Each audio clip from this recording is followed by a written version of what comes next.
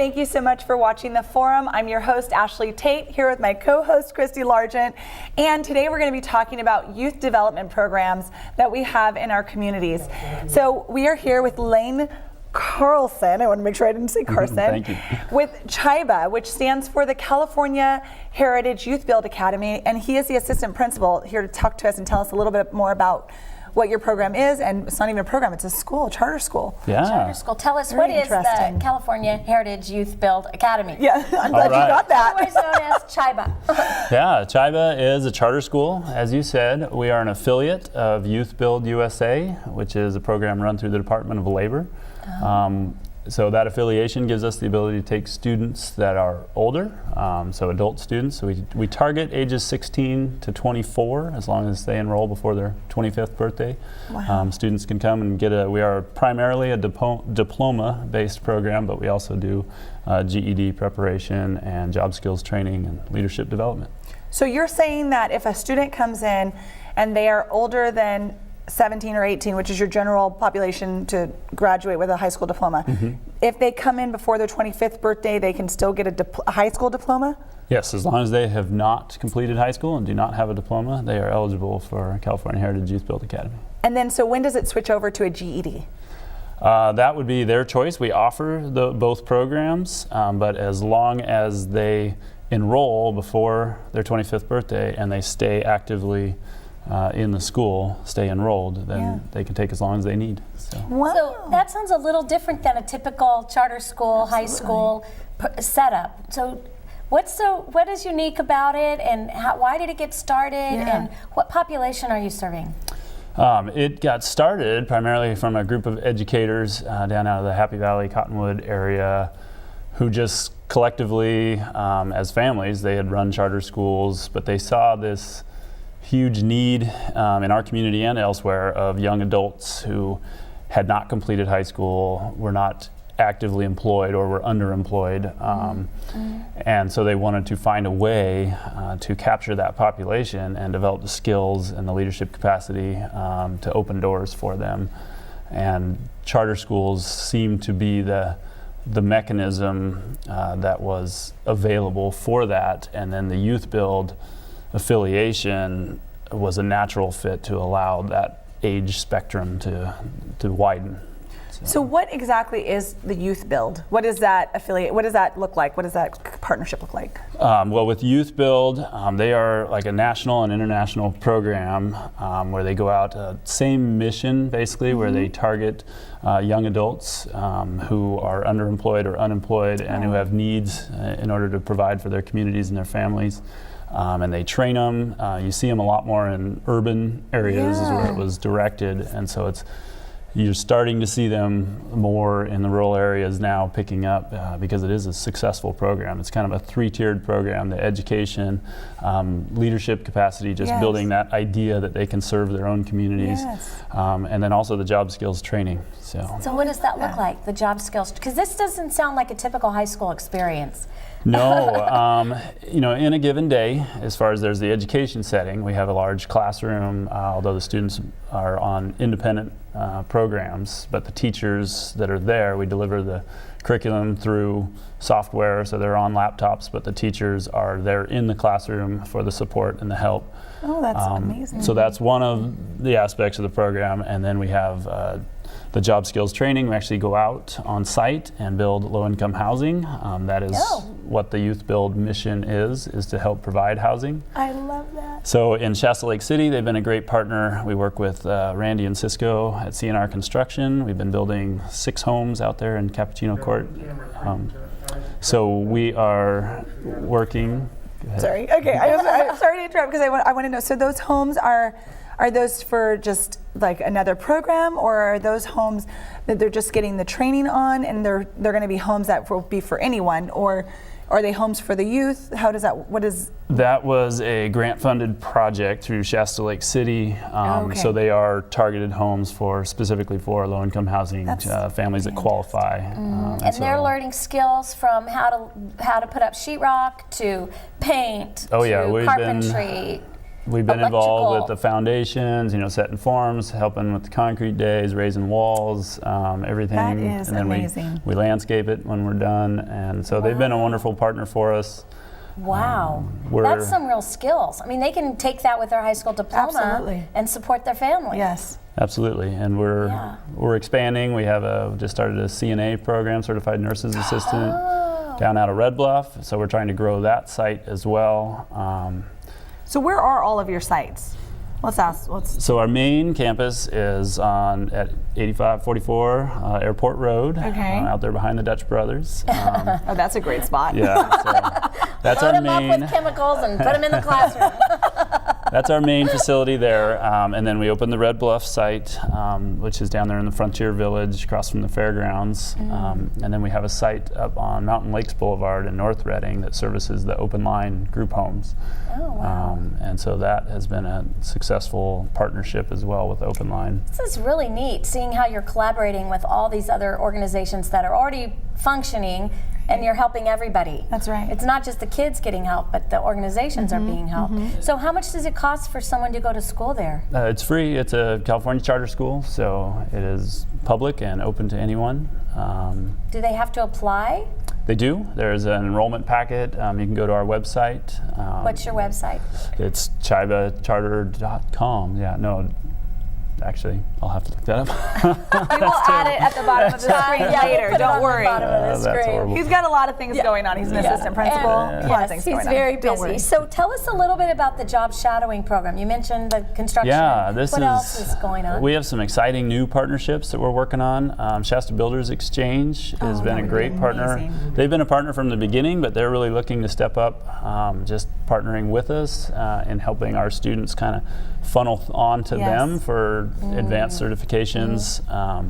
So that's a great partnership that we're working on in terms of how to do that. And just recently, as we kick off this job shadowing, Palomar Builders has stepped up, and a lot of their subcontractors are contacting us. Meeks Lumber is taking on a few of our students to put them through and just give them experience, because again, they can get elective high school credit while they're job shadowing, and some of these very possibly can turn into employment possibilities for our students as they graduate out of our program. This program is really incredible, I have to say. I think that it definitely provides a lot of opportunity for some of the kids that you're talking about getting in, because it sounds like a lot of these children are from at-risk youth, or they have different family situations, that's bringing them to.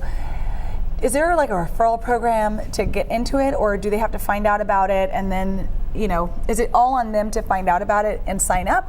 Or can people refer them to the program? How does that work? How do they find out about you? Yeah, we have a lot of partners in the community who do refer. Social services, we hand out flyers to the rescue mission. We have some partners who do refer. Even juvenile justice system refers some students to us. We have a few partners in alternative education, continuation schools, students who have formerly dropped out. But if they have a heart for those students and they think something like this program might work for them, we're pretty careful not to step on toes with taking students, but after they've dropped out, we like to look for that. So most of your students have been dropouts prior to being in your academy? I wouldn't say most, but I'd say a fair amount of our students have left and then are looking to come back into school and finish. Why do you find the need so great here in Shasta County and in Red Bluff? I think the need is great pretty much everywhere. I think this population is out there in any of the communities. So I think we're just typical amongst most communities.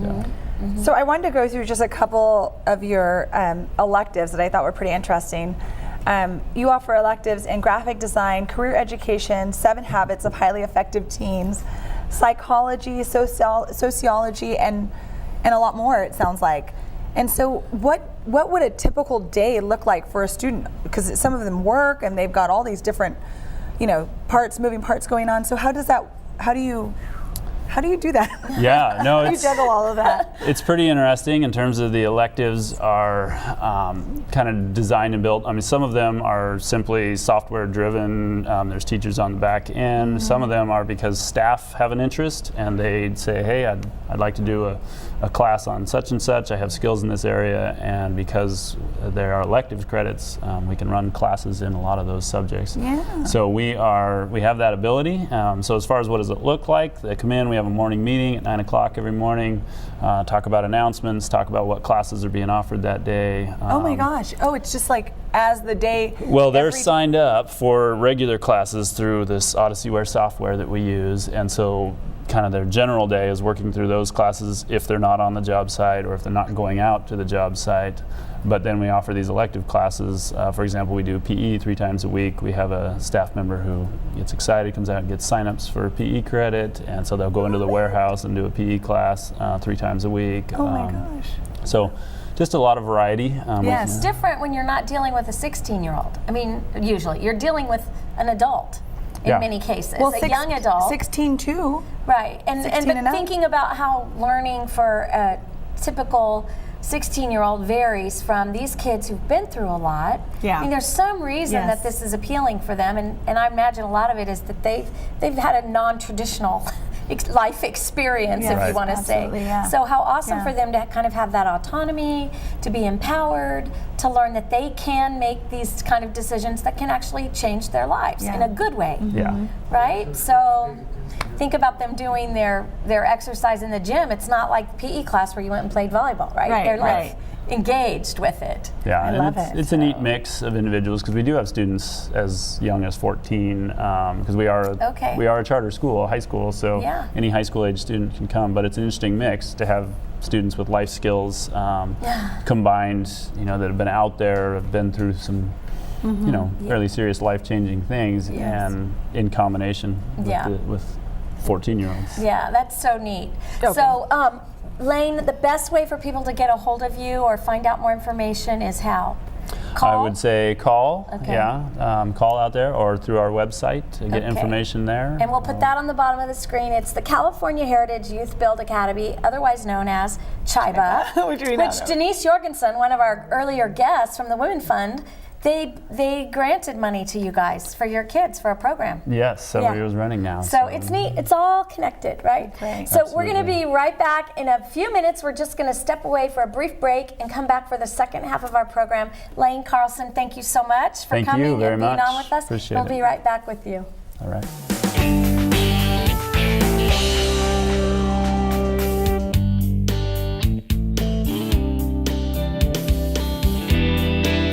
We are back and we're speaking with Jacob Peterson, the founder and director of the Junior Leadership Development Program, which has to do with mentoring. Yes. So I think this program is so great. I mean, there's so much to talk about, and I'll let you obviously say it all. But tell us a little bit about what the program actually is.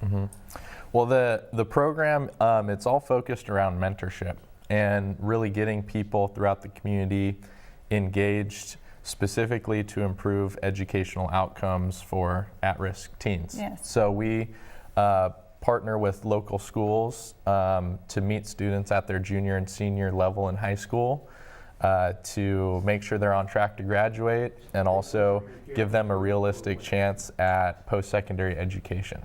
I love that. Yeah. So how do you do that? So really what we do is our mentors, our volunteers, they'll meet a student on campus. We're school-based, and they'll work with them each and every week throughout the school year for 1 hour a week. Wow. And they'll work on things like putting together resumes, doing mock interviews, getting them prepared for the workforce, but also things like applying for scholarships, applying for college, financial aid, just getting them ready kind of for the next steps. Yeah. So how did you come up with this program? Because it is, there are a lot of pieces to it, Right, and right. you've gone through a lot to get this started. So tell us a little bit about how you got it, it off the ground. Really, Ashley, I had a mentor when I grew up that really impacted my life in so many ways. Yeah. When I didn't believe that continuing my education was a possibility beyond high school, this person made me believe otherwise. This person set expectations for me that I wasn't sure I could live up to at the time. But with that support, with that encouragement, with that guidance, I was able to meet those expectations, and it made all the difference in the world to me. When I understood how big of an impact that had, I wanted to give that back to other people. And so I started my own mentorship program down in Chico, and really just started meeting with students, getting to know them, connecting with them, and then connecting them to other people in the community that wanted to fill that role as a role model. Now, your experience, though, in doing this started in the county jail, didn't it? Yeah, what was it? Our first original program was at a juvenile hall center in Oroville, and really just started recruiting some of my Chico State colleagues to go with me, take trips out there. We'd go on Saturdays voluntarily just to meet with students, talk to them about what they wanted to be when they grew up, and start putting steps together, start putting a plan together for their future. And we realized, this made such a huge impact. The most valuable thing you can give someone is your time. And by walking with them on that journey at that really critical age in their development, we made this huge impact. And so we thought, man, how can we reach even more people? How can we connect more people to more youth who are struggling? And we started expanding. We just last year we had over 100 active mentors going into schools each and every week on school campuses, making big, enormous impacts in students' lives. And it's been so fun to be a part of this whole process. We started as a very grassroots program, right? And to really be able to grow with nothing but people wanting to support and get behind and believing in what you're doing. It's been really inspiring, and so we're here to not only continue doing that, but to try to reach more youth, because we know there's so many youth here in Shasta County that really could use that help and use that support. All over. Everywhere. And that's right. Everywhere. Yeah, exactly. You have to expand it. But I think that one of the things that'd be interesting is to explain how schools can get on board. If a school is interested in your program and they want to bring it to their school, how do they do that? Really, they could start by contacting me directly, and we contract with schools and with school districts to be able to provide this program.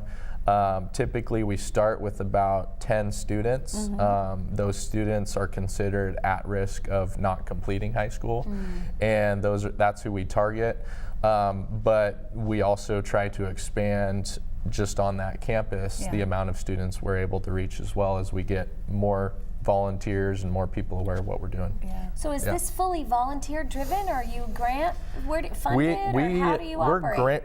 We're grant funded, and we host fundraisers, and we do everything we can to really be able to reach more students at the end of the day, because that's what it's all about.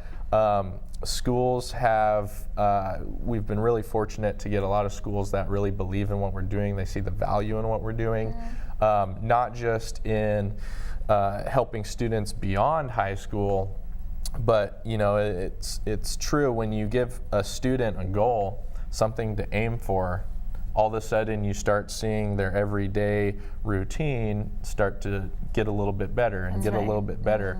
You see things like grades and attendance improve once they have that big goal to strive for, and they realize, okay, this is why I should do well and show up to math class. And they have somebody checking in on them. And they have that person. They have accountability. Yes, exactly. We all need it. That's right. Exactly. That's right. But we all need it. What about Weight Watchers? I just know. Right. Same thing. It really is, and that's one of the things I wanted to share is. When I had my mentor growing up, one of the biggest things was that accountability. I didn't have somebody prior to that was there, checking in with me and saying, hey, you said you were going to do this week. did you do that thing we talked about?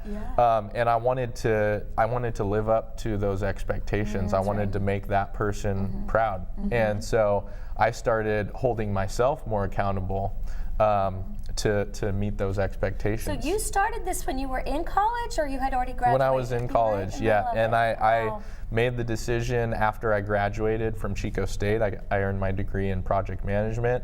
I wanted this to be my project, and so I started the program after that.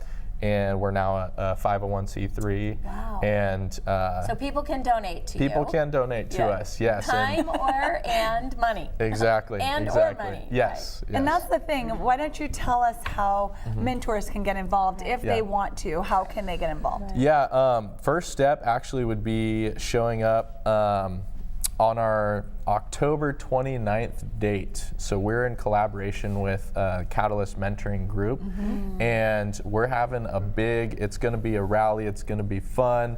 I'll be speaking at that event, and that's a placement event. So anybody who's even thinking or contemplating what it would be like to be a mentor can show up on that day. If our program doesn't fit your schedule or your interests, we will have other programs there as well that people can get involved with. Everything from community-based, school-based, faith-based, non-faith-based, everything you can think of. And that would be a great way for people to get involved here in Shasta County and to see what program would fit best with their on October liking. 29th. At 9 a.m. and it's at the Stirring Church off of Churn That's Road. a great venue. So it's kind of like a matching program. That will be That event. That event will be like a matching. Right. So where are you currently operating, and what are the plans for expansion? Well, we currently, we're still waiting to see as far as our spring programs go. Typically, we run all of our programs from January through May. Last year, we were at a school called Fairview High School down in Chico. We were at a school called Inspire in Chico.